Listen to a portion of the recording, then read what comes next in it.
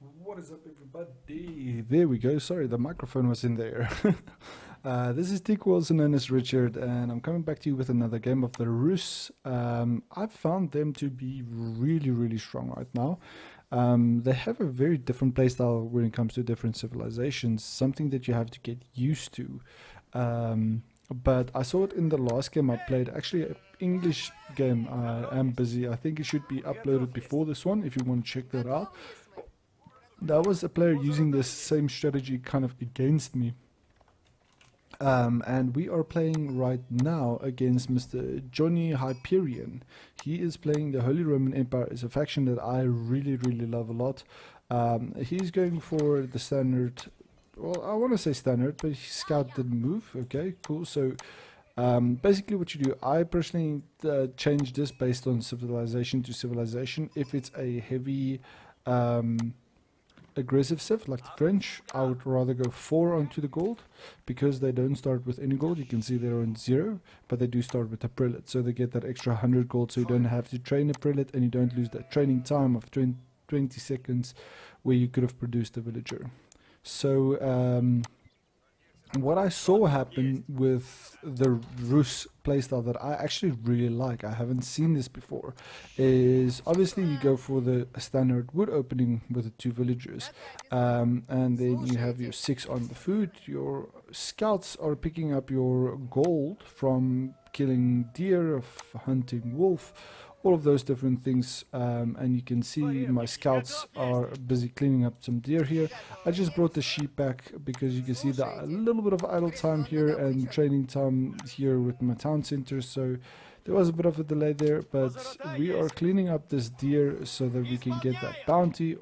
The first tier is 100, we've already gotten that.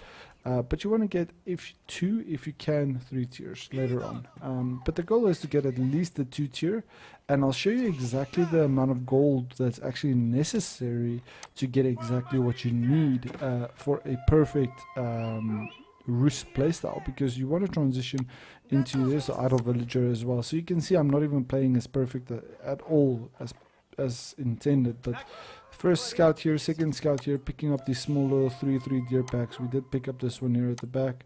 If you hop over to the enemy, he has 2 scouts as well, so bring back some sheep. He is scouting on my side as well, so these sheep would have been picked up if I trained another scout with this hunting cabin. I probably would have been in time to pick up this a few sheep on my side of the base that he's actually picking up right now. Now you can see the entrances usually have sheep, not the resources themselves, but your market side usually does have quite a bit of sheep, as you can see right here. And there is usually some more. There's another one, but that's usually where they are. In the closest vicinity of the base is 1, 2 in the back corner here, 1 right here, and that's the sheep you can see I picked up immediately because I ran a little loop-to-loop here. And yeah, so back on my side, first scout here, second scout here. He could have garrisoned to kill this scout off, but he didn't. But we are just picking up the wolves, trying to get as high bounty as possible, and all of this bounty is getting the sheep, everything, just getting that age up time. You can see really high gold, and we haven't touched a single gold mine, but your big bounty is your wolves. If you can pick up those wolves, he actually, I think, de-aggroed, I think. But you can see now we're picking up the deer and everything.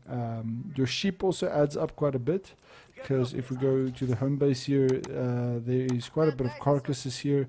Those carcasses give 5 gold for every sheep. You can see there 5 for sheep, 10 for deer, 25 for wolf, and 75 for a boar. So that's why a lot of people go for the boar, because you get that bounty and you can go for a 2 town center from your golden gate. And I'll show you how that works, but usually what I also saw really works well is you can see you get the housing stabilized, but as soon as this golden gate goes down, the priority is wood, because wood and stone, because you want to go for a double town center, and then you want to go into Something I did not see the player do, but that I actually tried. You can see he's doing not bad. 3 on the gold, inspired villagers on the food, 3 on the wood. I would actually argue a second prelate would have been nice right here on the gold, just to stabilize your economy a little bit more. And he has the gold to do it because he's already aging up, so that wouldn't have been a problem. But there's the first scout right there, second scout right there. We did clean up the deer. Usually there's some here in the corners, like these ones, but they came a little bit forward. Now, this is also quite important. You can see now after the golden gate was done, I transitioned 4 onto the food, 5, because there was one new one that just came out. They are staying on the sheep. That's just to trickle in villagers. We're putting down a stable so we can get some form of oppression going on. You want to force the enemy to use resources, being at a tower, being at a barracks.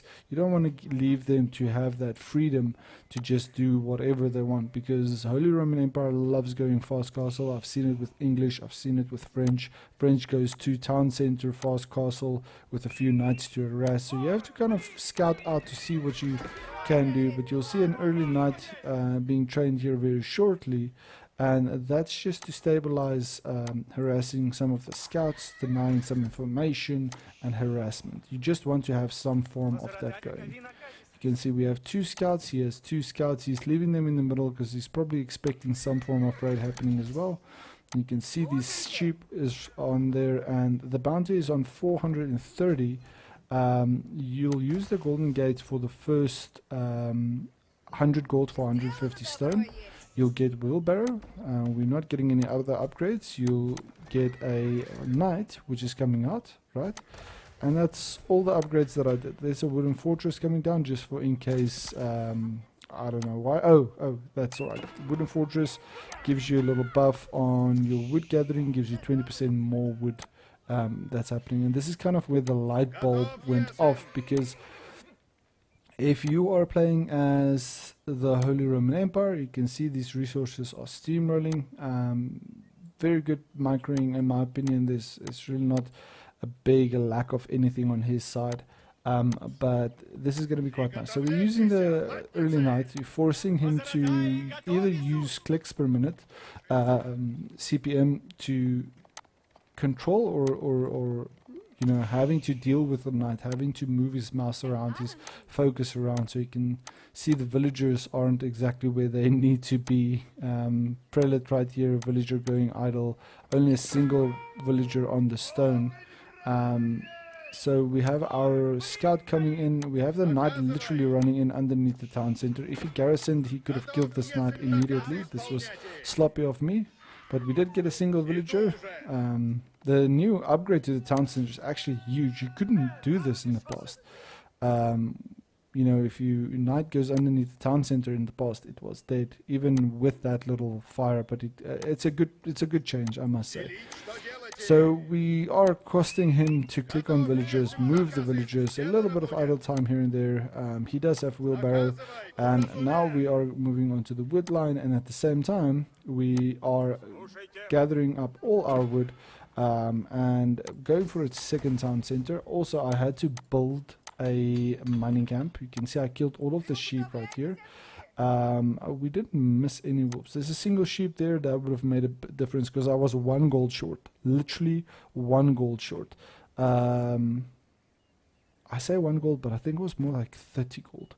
So let's say if you are lucky enough, I would actually argue, as soon as you go into the golden gate, immediately drop down a mining camp with a single gold villager, just to keep that going. That would be enough to give you the second town center and a wheelbarrow, and then you have your first knight out. I want to say just the one, depending on how aggressive your enemy is enough, but your main goal is just create idle time so you can buy yourself time for you know, going and doing a little bit more other things. You can see the prelate is garrisoned now he can't inspire, trying to pick off another villager here. You can see fire from both towers, not really doing that much because they got nerfed. And again, just being as annoying as possible with the knight. So I'm keybound the button next to number 1. to jump between my scouts. H is my main base. F1, sorry, F2 is military buildings. You can change if you don't want it to snap to the buildings, because you can see what's going on. If you double tap the key, it usually jumps to the building. You can see all the economy buildings. F5 is your golden gate in town center, so it's already bound, so you don't have to single select them. You press F5. So let's say I'm on the villager, right? Press F5. I shift click to deselect the golden gate, and I like binding them to control 2. You can see the little 2, so I can just hop to my town center. I prefer that over F5. F5 is a bit of a reach for my playstyle, but with that said, F5, you just tap through your golden gate. You can immediately access your golden gate and your town centers to train villagers. You can see all, you can train villagers, or you go straight to the trading to get the trading done.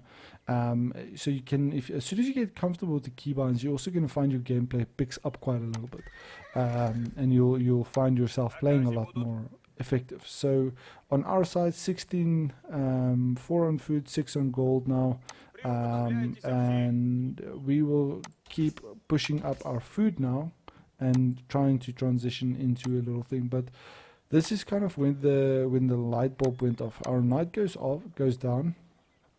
He has the resources now, and he actually drops the richest cathedral right on top of my scout. I could have maybe body blocked this, which would have made all these villagers go idle. So keep a note on that for the future. But I see this happen, and I'm like, okay, cool. Let's try something. So I'm running forward for this hunting cabin, but I'm like, okay, well, I see that going down, so the easiest way to deal with this is go for my strongest unit or defense right now, which is a wooden fortress. I transition villagers onto the stone. I use the extra gold that I had, and I buy some stone, so you can see I'm on 150 stone. Our scout is here just being as annoying as possible. He doesn't really care because he's killing my scout. I could have microed that. I could have microed the early night a little bit better, but all we did was just kind of play for time, and some horsemen coming out. That's just to keep the harassment going, and you can see I'm dropping a wooden fortress on every single relic that's out there, for the sake of fighting and defending. So usually what a lot of HRE players do, as soon as this comes down, this prelate is already on top of the relic, and your second prelate, which is this one right here, is already on top of your second relic. So as soon as they come out, you know, they would already be able to pick it up and bring those relics back. That's so I don't think this is foolproof, but you can see as this is going down on 9 minutes, so you can plan this a little bit sooner. You want to have the what do you call it, the wooden fortresses up by 9 minutes, and you can do that by not building the mining camp, having really good scouting, right? Not having to go for this extra hunting cabinet for the food, because I could have delayed this if needed, you know. So if I needed extra wood, I could have done that. And also, if you don't have to train those early horsemen. But I argue that a early night or two would be really good, because you have to do something for something, right? If you don't if you're investing within fortresses, you won't have much other things to play with, right? So it's not like you're gonna have 50 archers or 7 knights running around when you just invested almost 1,000 wood into wooden fortresses, right? Prelate comes out. You can see the horseman actually rallied a little bit too far, but not bad. Horseman's going to be able to pick this up. Perfect timing. Drop the villagers inside the wooden fortress, and we are going to go for the arrow slits, because springalds are a castle age emplacement. So we actually get the scout. He has to back off with the prelates, and now I'm like, okay, cool. I'm just going to take your deer camp right now. There's the arrow slits coming in. More arrow slits coming in here. It's going to come in there, and that's from the stone being gathered right here. You can see that upgrade right now is 50 and 25 gold. So the gold's being gathered from the second town center. We have food still from our sheep. And now actually a night coming out, and our villagers are moving over to this deer camp, because we finished these upgrades on the arrow slit upgrades, and then secondly we are going to go for the castle turret, which makes the damage more, and then the castle watch for the front what do you call it, wooden fortresses, so you can get that perfect beautiful line of sight. You can see how much map control we have. Also, you click target the prelate. He thought the knight will take the fire, which you can't do. You can actually choose your target with your wooden fortresses, so we got that one down. And on his side now, I think it's a little bit of a head scratch. You can see the idle time happening here. Shove, I felt bad. So he has all these villagers idle, 19 villagers, and now he has to transition into farms. He does not have enough wood to transition, so he has to force them onto the wood or into the secondary food source. And now we can start playing with our map control and also going for our own castle age. So we have berries, we have all this deer right here. You know, the two town centers, which makes our base quite safe. Wooden fortress, transitioning now the villagers into wood again, and you can see gathering the food right here. I'm not saying this is perfect, because you know, a more experienced HRE player probably is going to get these night numbers up quite a bit, but I want to show you guys how effective this is, because here's the knights. We have that extra upgrade. We're getting the castle vision upgrade now, and the wooden fortress has 2000 health, and we have that extra 12 damage now. Now the prelates are going to heal up, and I think he knows this, so he's probably just leaving this up until the units are healed up so he can attack this.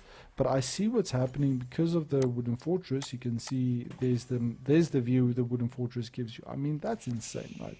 So wooden fortress is happening. I pull my villagers from here, drop the food off, and bring them forward because I want to contest this relic. I don't want to give any relics away for free.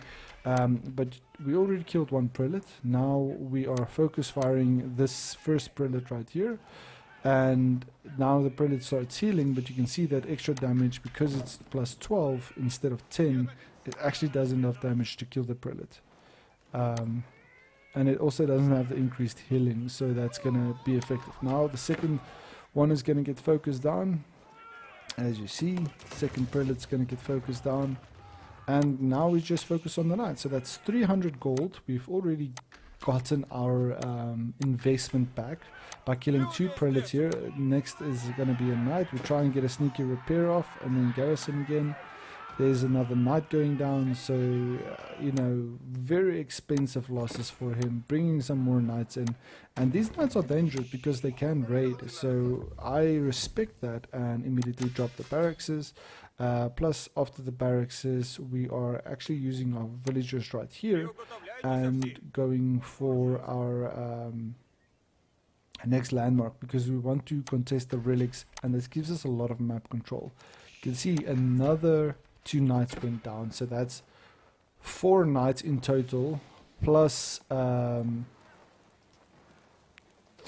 prelates, so that's a lot of gold lost.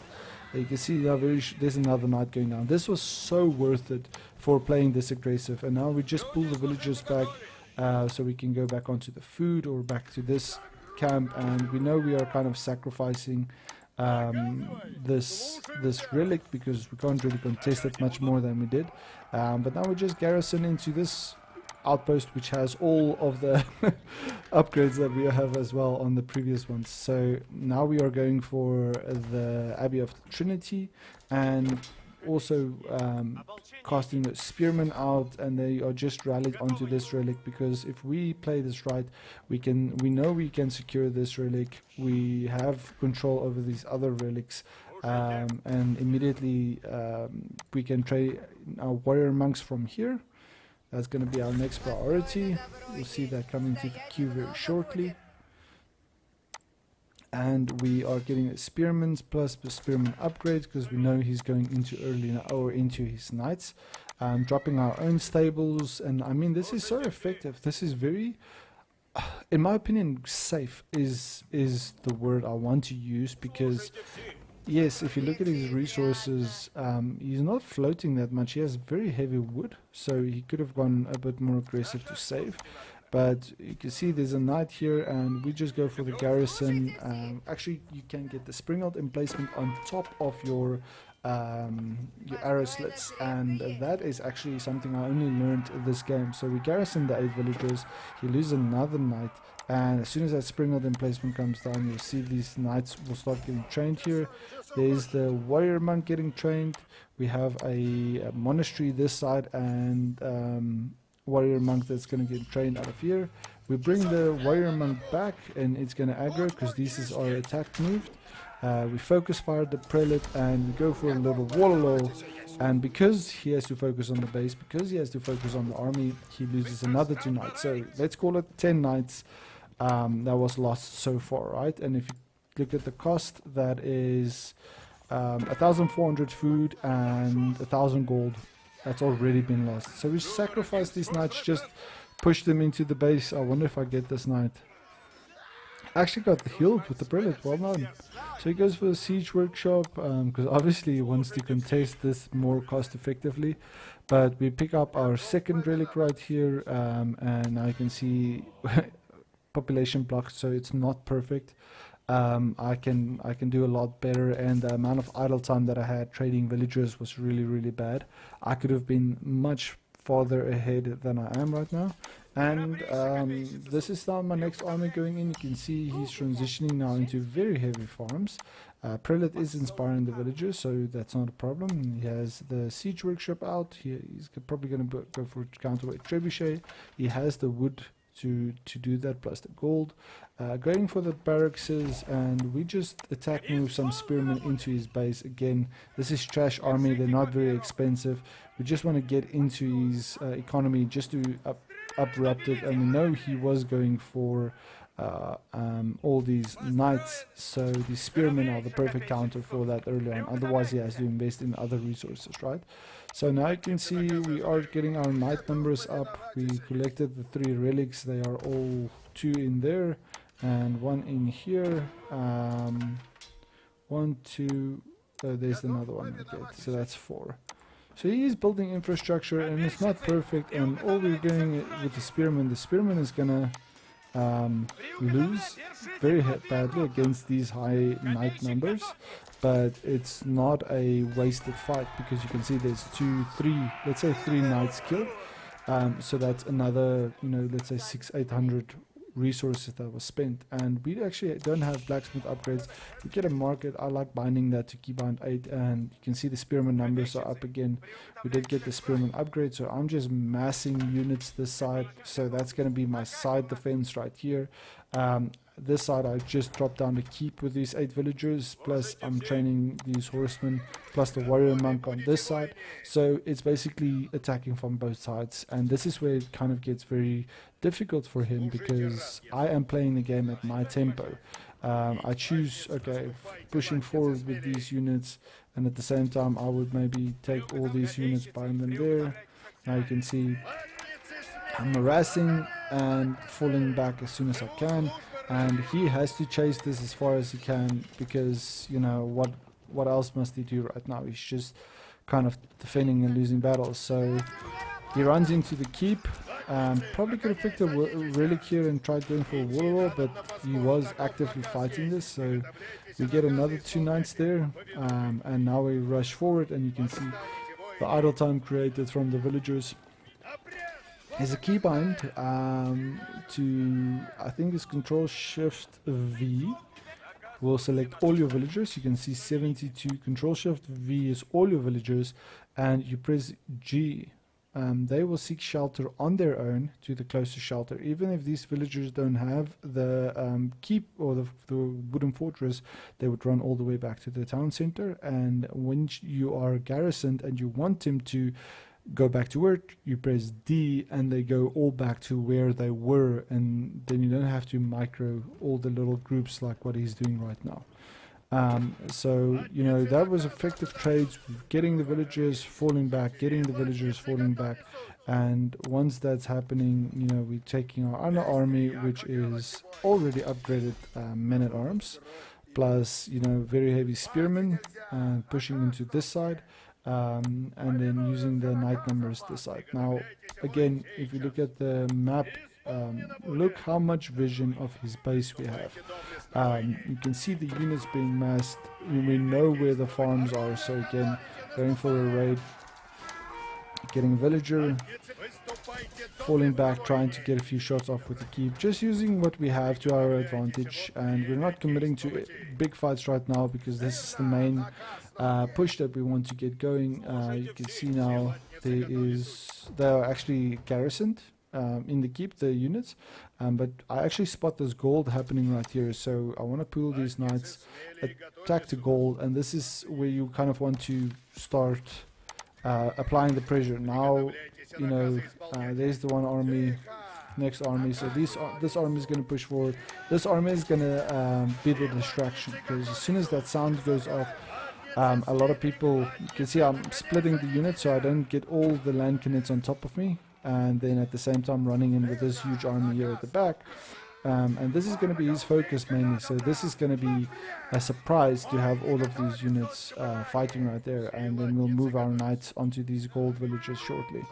I don't care if this army dies, because we know he doesn't have insane amount of numbers, but we just want to get as many villager and unit kills as we can, and spearmen are not going to trade too bad against these landcanates. You know, mass numbers, they'll struggle. You can see all their health dropping, so it's not a perfect fight, but because of the units we have and the resources we have, we can really stick it to the man, so to speak. I mean, because you have 1, 2, 3, 4, 5 barracks is out, but with 6,000 food in the bank, what's the point if you can't really use it? Because land cannons cost gold, men-at-arms cost gold, and we are already attacking from both sides. So I don't think this was perfect game. I think there is a very high chance for more experienced HRE players to steamroll this tactic. You know, maybe be more conservative with the knights. And siege down these you know, fortresses more effectively. But you can see how quickly we got map control with those fortresses, and it's different and it's unexpected, and I think that's why it worked, because the standard HRE tactic to just push in